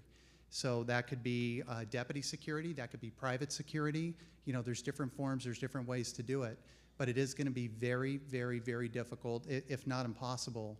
It is impossible to be at all of those schools all the time just with our patrol guys and gals. You know, this is our biggest population. Santa Clarita, it's about 310,000 people. It's our biggest population of any of our 23 sheriff stations. And so you add that, you add all the schools, all the places of worship, you add Magic Mountain, you add 4 Metrolink stops, you name it, the list goes on and on and on, 60-something parks. There is no way that we can cover everything and those schools. But we're certainly open to suggestions if we can come up with some clever ways, but it's definitely going to be a bigger conversation with the school districts, those other 4 school districts. But great question. I know it's on everybody's minds. You know, if you asked a police officer just 10 years ago, what is the bread and butter of policing? Just any police officer across the country 10 years ago, they would tell you it's gang members, guns, and drugs. They'd say gang members, guns, and dope. You ask a modern-day police officer what is the bread and butter of policing, they're going to tell you school security, they're going to tell you mental health, and they're going to tell you homelessness. So we've made this incredible transformation in the last 10 years. And ma'am, exactly what you're talking about, I mean, all of us have kids in here. It's on all of our minds. But reach out to me or somebody on my staff, and we'll figure that out offline. Well, there's several things that we can do, and I expect actually to happen, is to have those conversations, invite a representative from the sheriff's station, and do actually a site visit of each school and look through what their school safety plan is, see how robust it is. Something simple like if people hear gunfire, does someone actively close and lock all the doors? Remember Uvalde. Things like that. How quickly can we get to all these locations? Once we get there, do we have the keys and access to the facility? Because I can guarantee you several things are going to happen. We're going to get there because our life does depend on it. Heck, it could be our own kids in the school. The first 3 cops that entered Saugus High School had just dropped off their kids at Saugus High School. In fact, the first one was a deputy. He was there 30 seconds. He was literally just drove out of and was going around the parking lot when he heard the shots and went right back in. Did not hesitate. So all of our law enforcement here is committed. The second and the third was an Inglewood cop and an LAPD officer. So definitely we're not going to wait for something to happen. No one's going to ask for permission. If it's something obvious, I expect them to intervene immediately and neutralize the threat. And I've told everyone on our department, act as if your kid is in that classroom. How fast do you want to get there? And everyone understand that is our goal. And it's going to be messy, it's going to be difficult, but the person doing the damage, make no doubt, they will know we're coming, all right? And with that in mind, when it comes in the grade school level, the presence of armed security, the threat is not the same once you get into the middle school and the high school, because then the kids themselves start becoming part of the threat. And then the equation changes. So we have some school resource officers, and I'd encourage there to be at least 1 per school, ideally, especially at the high school level. And that's a conversation, like the captain said, with each school district of how they want to proceed. But we want to have an active school safety plan, for sure. We want to have a mental health component at the school. We want to be aware of kids being bullied, kids being ostracized, shamed on social media, all the motivationals that we're starting to glean from all these mass shootings, like the Columbine, the trench coat crowd. You know, they were shunned and ostracized. They formed their own little suicide pact, and they went ahead and executed it. So we have to be able to intervene before these things become tragedies, and not allowing the presence of bullies on campus. Make sure the school system has a very robust way to intervene with bullying issues. How are they addressing that? And it doesn't have to be physical bullying. It could be the cyberbullying type. That's your wind up with kids today. They're committing suicide at the age of 10, 11 because of online bullying. Yeah, something that 20, 30 years ago you'd never think of is happening today. So the world is changing at a very fast pace. The threats are changing and evolving. We have to evolve with them and be 1 step ahead. So that conversation is a good one to have. We do active shooter training. We do it at the school level. We do it at the colleges. We do it at amusement places, theaters, malls, for example. We've done a lot of those, and we'll continue to do those. They're eye-openers. I know some people have criticized us for doing them, but no. I'd rather be prepared and know what to do in time of emergency than trying to figure it out once the bullets start flying. 3 simple rules. If you hear bullets flying, run. If you can't run, hide, barricade yourself. Option 3, you got to fight. Everything is an improvised weapon. And if you're with a bunch of people, there's only 1 shooter, well, gang rush them, okay? You'll get them. And those are the things that are scary, that we have to communicate that to our high school kids or our junior high kids, but it's survival. It's what it is, okay? In the 50s and 60s, what was the threat? Nuclear wall, fallout shelters, climb under your desk. You remember all that drill. I know some of you people are smiling because you remember it. I'm old enough that I kind of remember that too. So We have challenges, we got to face them, but let's have that conversation, all right? So I'd expect from the station captain that we're going to have a walkthrough, and each school safety plan is going to be analyzed and make sure it's thorough, it gets the job done. And sometimes it's just a simple walkthrough. Don't have to do active shooter training and all that. But we do those, we do the big ones, we have role players, and we have simunitions, and fake smoke, and all this stuff, and we bring the fire department with their big shiny trucks. They like to do their triaging with all their paramedic gear and all that. But it's good to walk through these things so we understand what the roles of each person is, what our limitations are. Very important. Okay. And Sheriff, we probably already just touched upon it, but most of our cards here, or not most, an overwhelming majority of them are regarding SRDs. I think everybody in Santa Clarita, when I say SRDs, school resource deputies, I think everybody in Santa Clarita knows the importance of having deputies on campus. And I think that most everybody can appreciate that. So we've got a card here, Sheriff, regarding SRDs. Basically, what could the impact be on the SRD program with defunding the police? What would that? How can that impact SRDs? Well, the county has found a unique way to impact SRDs via the contracting process. And this is where it gets weird. And I don't know what the final version of it, what was approved or what's going to be in practice, but approach us with a desire to make a contract. If you're in a school district, you're not contracting with us, and we'll navigate it with the board. All right, I'm going to tune out Max Huntsman, the Inspector General, and no, he's just not part of the equation. And we'll deal directly with the board. What they do with the contracts, that's up to them. If they want to vet it through some other party, I don't care. But we're going to go straight to the board with the contracts in the CEO's office. All right, and that'll be a decision from each school district. Okay, I'm going to take a pre-question here. How are vendors who are destroying the sidewalk with grease and blocking it, not meeting ADA compliance, being handled in Santa Clarita? Also, there are more homeless setting tents around Santa Clarita more often. What is being done about that issue? Okay, so illegal vending on Santa Clarita streets. So we've got our crime prevention unit, the same guys and gals that I told you are zone resource deputies and our community relations unit. Where is our crime prevention unit sergeant? Guillermo Martinez, thank you for being here, sir. So Sergeant Martinez is in charge of all of our zone resource deputies and our community relations. They are our jack of all trades, our one-stop shop. If you reach out to your zone resource deputy, they are your one-stop shop. So crime prevention unit, they do one operation with the city of Santa Clarita per month, which includes not only the city of Santa Clarita Code Enforcement, but LA County Public Health, and that's regarding illegal vending. When they do those operations, they can only confiscate food when LA County Public Health is present. Okay, so one operation per month with the city, and that involves the city and LA County Public Health. Now, city code enforcement is doing 2 to 3 a week. City code enforcement, though, can only confiscate utensils. So, knives, cooking surfaces, propane tanks, things like that. And Guillermo, correct me if I'm wrong on any of this. And then beginning July 1st, so the city changed the municipal code in June, went into effect July 1st. And now what the city is doing is if they come upon an illegal vendor, they get 3 citations, and on the 4th, so it's like a 3 strikes you're out, and on the 4th, the city can confiscate everything other than food.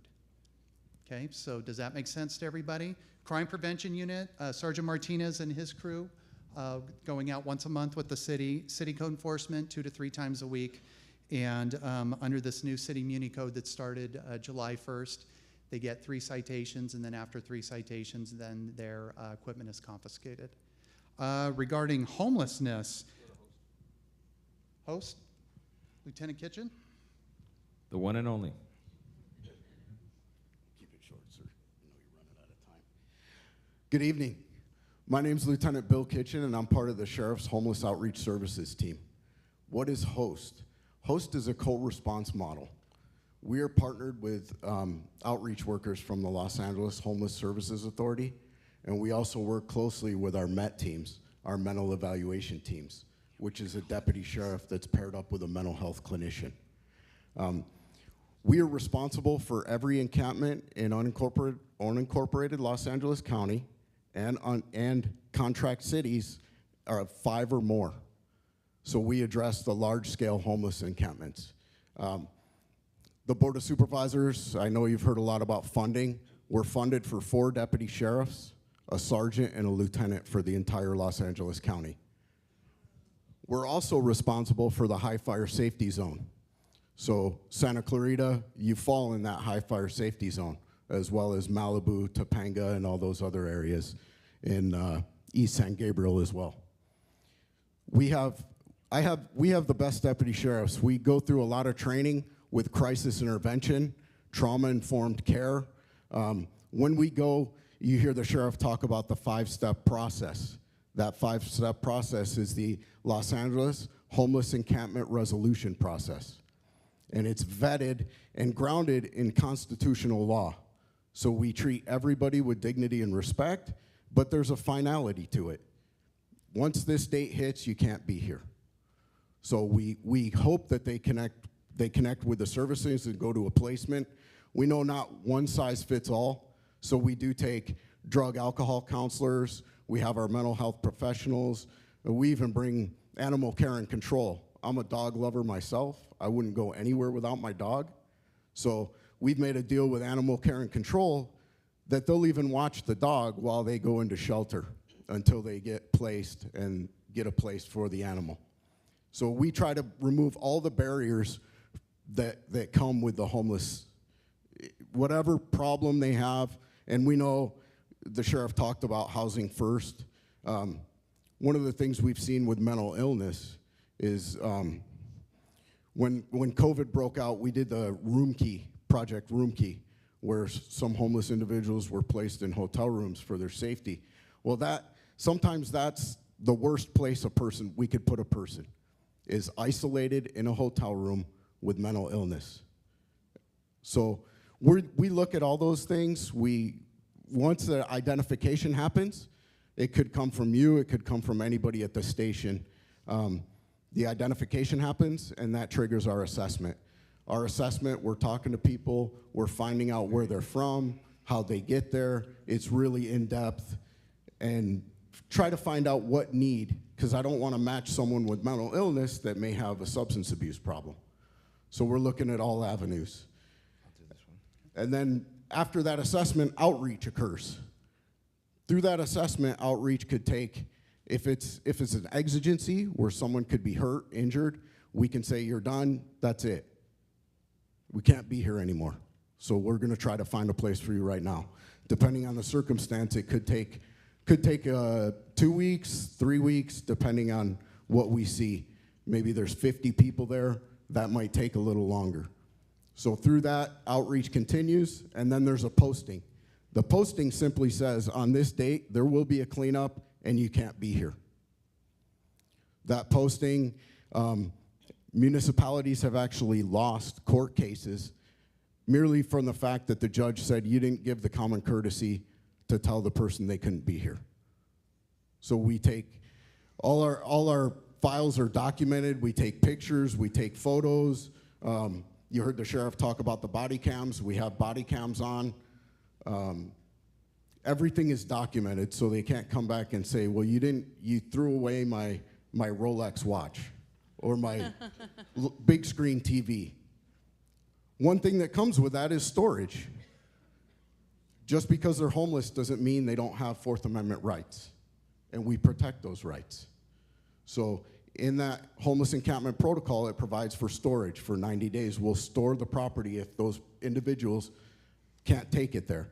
And we're not taking things that are soiled, dirty, those kind of things. We're taking money valuables, IDs, important documents, things of value that they may not be able to take with them. So I actually brought some of the guys here that are responsible for this area. Deputy Diez, Deputies Paulson, Gutierrez, Sheklow. So we're gonna stay a little later if you have any more specific questions. And we do rely a lot on Sergeant Martinez. He's a great resource for us. He's always here. Like I said, we're funded for 4, so we can't be everywhere at the time. So we work great with Sergeant Martinez. We've been able to address thousands, I don't even know by now, I think I lost track. Hundreds of homeless encampments, talked to thousands of people experiencing homelessness with mental health conditions, substance abuse problems. We've been able to do this without having to use force once, and I always knock on wood because that can change tomorrow, but I have the benefit of having the best deputies in the county. Without having to use force, and we've made no arrests, and we've handled all these encampments to 100% completion. So we're going to stick around afterwards, and if there's any more specific questions, we can address those, but I don't want to take the time away from you have with the sheriff. Thank you, sir. Thank you, Bill.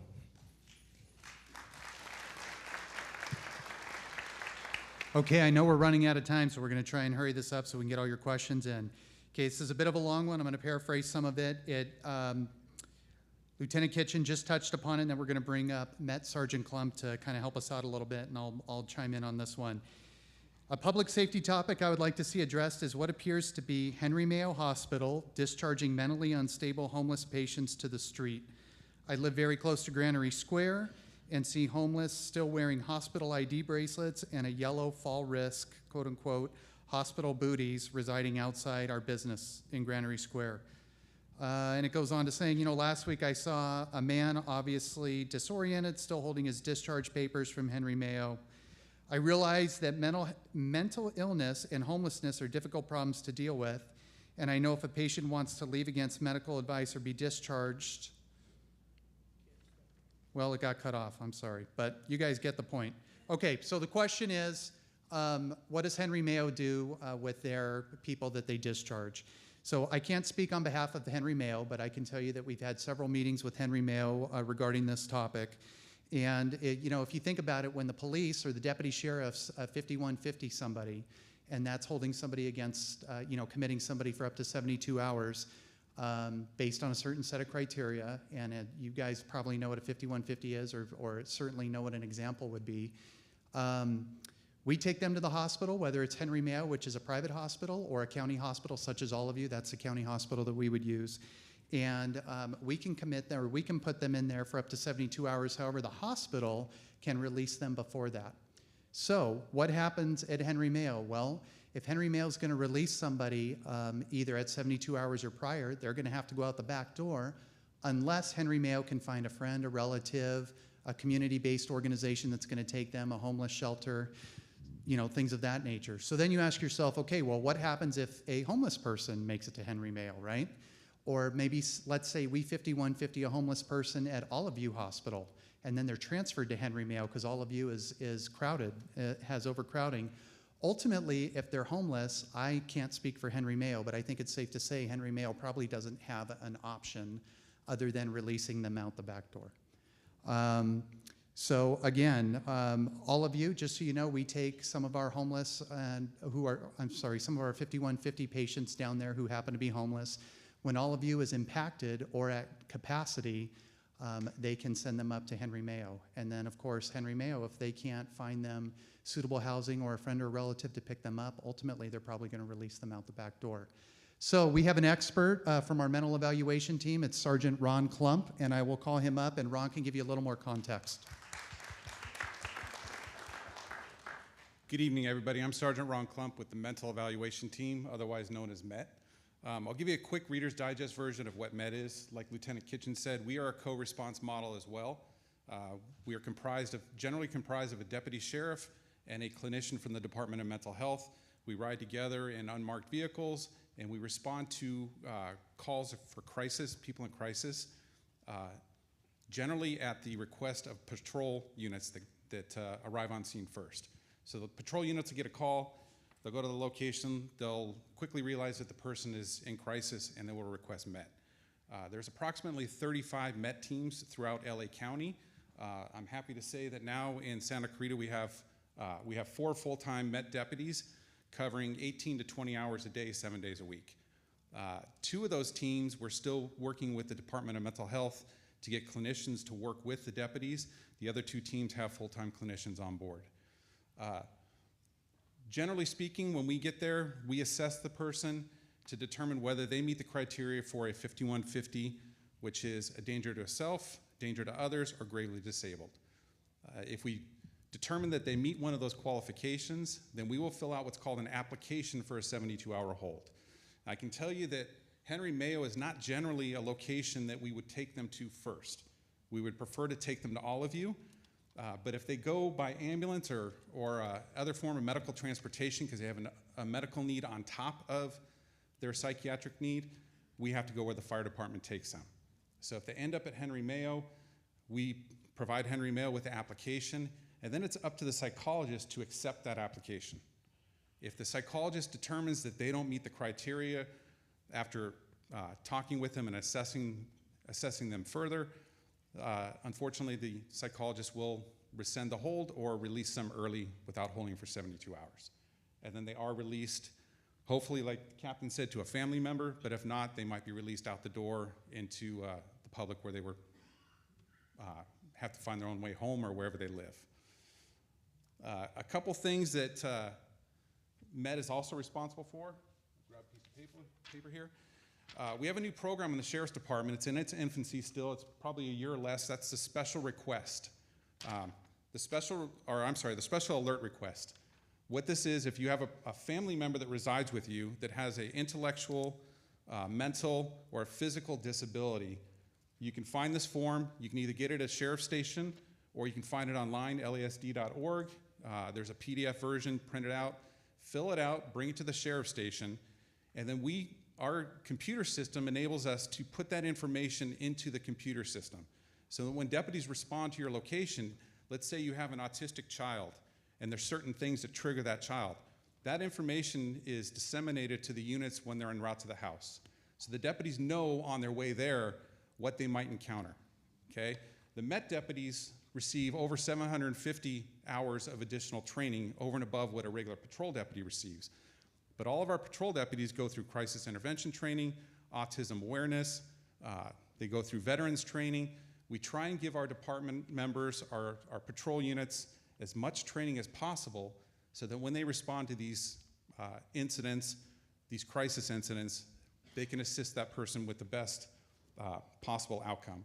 We also have a veterans mental evaluation team now. Thankfully, the Board of Supervisors recently funded us for 5 deputy sheriffs and a sergeant full-time. I have Deputy Ken Chinchosi here. Ken is one of our veteran mental evaluation team members. Ken's had some great success. He's been with MET for years. Recently, he worked a long time, very hard to get a veteran that was severe PTSD. At one time was calling probably sometimes 2 or 3 times a day to get assistance. Ken would take him to the Veterans Administration in West LA, get him treatment. They would always let him out, sometimes early. Ken worked very hard and diligently to get him into a program at the VA. This individual just spent 90 days in that program, has come out of there clean and sober, and I have never seen him so happy to be alive and to be sober in his life. So, thank you, Ken. Another program we have is the LA Founder Special Alert Program. That's also a program that the MET deputies oversee. If you have a loved one that has Alzheimer's or dementia, or even somebody with autism that happens to wander away a lot, there's a program called Project Lifesaver. You can look that up, or I can get brochures. I'll bring some brochures in later on. And what that is a simple tracking device that's put on their wrist. It's like a wristwatch. And if they go missing and we find out quickly, we can use our helicopters or our patrol vehicles to locate those individuals. So there's a lot of things that MET does. We have a lot of resources available to us. Funding, I think Chief Leckervain, did you want to speak a little on that? I can.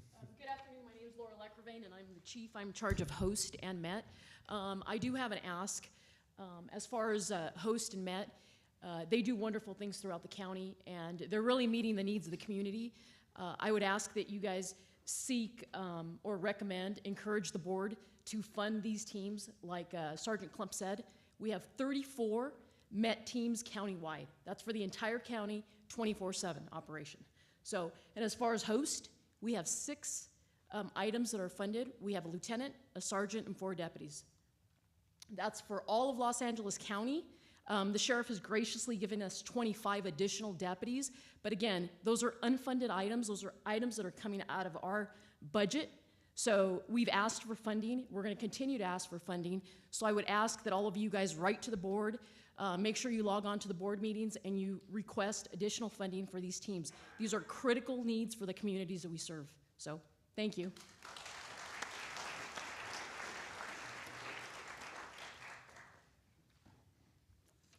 Okay, we'll get to a few more questions and get you guys out of here. I know it's getting late. Read the questions, or are we able to start asking? Oh, go ahead. Sorry. Okay. I didn't know you had the mic. Go for Oh, it. yes. Hi. First of all, I want to thank all of you for your service and for being here tonight. We really do appreciate it. As to what I believe it was Karen had mentioned before about the schools out here, I was wondering, this is a local question, and then I have a question for you as county. So for the schools out here, I was curious if once they start going back to school, if we could have, maybe if we can't have the resource officers on the campus, can we have officers that can drive in the morning hours and in the after school hours? Let's say like Sierra Vista, La Mesa, Golden Valley, up and down a route or two where you change it for the first half an hour before school starts or an hour, and maybe afterwards too, to just kind of help. There's been incidents that have happened after school, right outside of campus, or when the kids are walking home. So I was curious if that was maybe a suggestion that I had that we could maybe look into if we have to figure out how to stretch our resources. That would be maybe one officer patrolling 3 or 4 schools at a time. Yeah, no, it's a great question. So in theory, that makes total sense, right? You know, it just seemed like it would work. In practice, can be very difficult, if not impossible. So you got to realize that our entire Santa Clarita Valley is broken up into reporting districts. And each reporting district has got cars, we call them cars. Some are 1-person cars, some are 2-person cars that patrol those reporting districts. You know, we've got Canyon Country East, Canyon Country West, Saugus, Valencia, Newhall. You know, it goes on, Castaic, Valverde, and all the different areas. So, you know, if those cars are on a call for service or going to a call for service or going to the hospital or doing an inmate transport or going to the jail or you name it, it could be a number of things, you know, they're not going to be able to be there. And if you think about all the schools, you know, I hate to harp on it, but you think of those 73 plus schools, I mean, we don't have that many deputies in the field to even cover those. And you know, it's something that we'll definitely talk about offline with the group, but yeah, maybe we can figure out something. We wouldn't be able to do it with our normal patrol guys and gals, but we'd have to figure out something else. Okay, thank you. And then my next question that was more for the county, I wanted to tell you that I appreciate the fact that you stood up for our freedoms, for our constitutional rights, and not enforcing the mask mandates. I want to thank you. I wanted to ask you, since you're running up again, should issues occur where things can be getting a little more hostile, I feel the narrative that is being pushed right now is very divisive in all ways, not just between the citizens themselves, but they're finding any way to divide us. And when you did that, my respect for you got extremely high because you guys did make an oath to protect our constitutional rights. And right now we're in a fight for that. So my question to you is, should it come down to the government or the federal government asking of our sheriffs here in LA County to turn against the citizens because the citizens are not, complying? How do you plan on maybe handling that? You did mention a lot about preparing, and I was just curious if you had thought about maybe should an issue like that occur, what would you do? Thank you. I thought you had a tough question. I'll make it real simple for you. As the elected sheriff, my responsibility is to the residents of LA County, all 10 million. The only entity that oversees, or basically my boss, is you. Not the president, not the federal government. The U.S. Constitution provides a framework, and we honor the Constitution, but that same Constitution says the federal government doesn't dictate to local government how to do their job. And that's exactly how it is here in LA County. So I figure out where 10 million people, what they need and where to go, the direction for the department, and that's the direction I'm taking it. But I'm taking it from what I'm hearing from the residents. So you're the 100th town hall. That means I've done this 100 times already, so I have a pretty good idea where people are. And there's different amendments to the US Constitution, and the state's right is a big one. And it's a double-edged sword, though, because sometimes it works the way we want it, sometimes it works the way we don't. But in essence, I use federal laws when needed. For example, like when the LAPD officer Arroyo was gunned down, and we knew taking it to Gascon would be useless. Fortunately, there was a federal task force, and it met their criteria. So we had the assistant U.S. attorney for LA's area take the case over, so now it's a federal filing. So that's the case that works in our favor. But there's not a scheme that forces the federal government, or the federal government is going to tell us how to do anything, per se. We just got to make sure everything we do is constitutionally sound. If we go outside the limits of what's constitutional, well, then, of course, we pay the price, and we're not going to do that. Now, the county level, this is where it gets weird, is where the Board of Supervisors seems very intent on telling me how to do my job. And I'm just asking the board to actually listen to their own constituents. And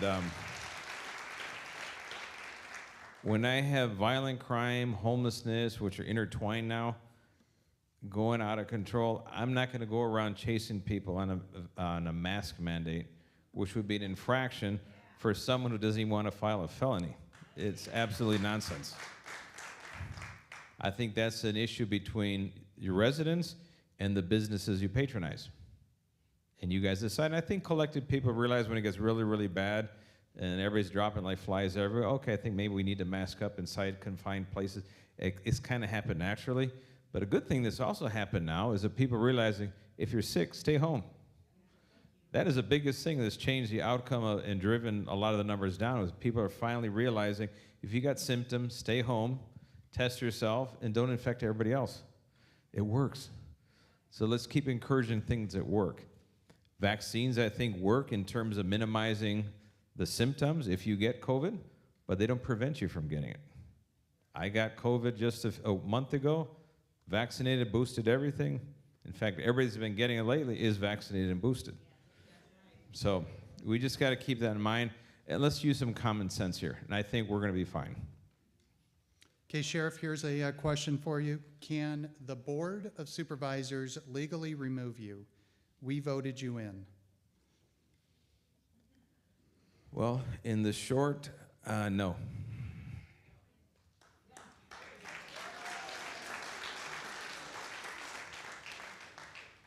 And the short answer is, if I commit a crime, I would expect to be legally removed, because that's how it works for any elected official.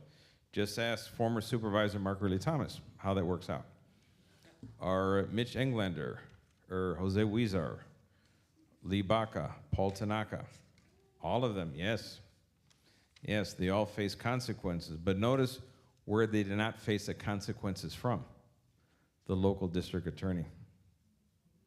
They never have faced consequences from the DA. Why is it always the federal government has to intervene when an elected official crosses the boundaries into corruption? Why is that? Because the local system is designed to look the other way when politicians get dirty. Yes. Unfortunately, that's a sad reality. We got to recognize it. So when we formed the public corruption unit, what was the reaction from the board? It's a secret police. No, I sent you a letter and explained exactly what we were doing, so it didn't make a secret of it. They have the letter. So, but that's the spin. That's the political spin. The fact is, the state constitution gives the prosecutorial power to the district attorney and gives the investigative authority to the sheriff. And somehow over the decades, they kind of said, well, the DA will create this public corruption unit, but they don't investigate public corruption. It's just the appearance. Unless you're the low-hanging fruit, like, say, the city of Bell, they can just throw to the wolves. That's about all they'll do. Have you ever heard them tackle a county official? Never will. Never, ever will. We did that. Why? Because we investigate crime. We don't investigate people. We don't persecute, retaliate, anything. If someone has an allegation of a crime, we're going to investigate it. And I make 2 phone calls. One goes to the Attorney General's office, and one goes to the head of the FBI here in LA. In fact, Christy Johnson, she just retired today, was at her retirement ceremony. Wonderful lady, retiring to Crescent, Iowa, with her husband, retired FBI agent. And the point is, we have a good working relationship with the FBI office here in LA. So when we have a question, a concern, a potential conflict, we pick up the phone and say, hey, this is what we got. Might be a conflict of interest if we do it. What about if you do it, or what do you think? Or we'll do the same thing with the Attorney General's office. The Attorney General says, yeah, you can do it. I don't say, why not? Okay. FBI says, well, it's not in my federal interest. Well then, okay, we do the investigation. That's how it happens. That's as scientific as it gets. And we get the result of the investigation, we give it to the DA, the Attorney General, or the AUSA's office. And they make a decision whether or not to prosecute. That's a healthy system. The Board of Supervisors wants to paint that as corrupt because they don't want anybody to oversee them and hold them accountable when they break the law. That's a sad reality, all right? So in the short answer is, they can try. I don't think they're gonna succeed. I wish they'd spend that much time and energy devoted to homelessness and violent crime. That'd be more impressive, wouldn't it?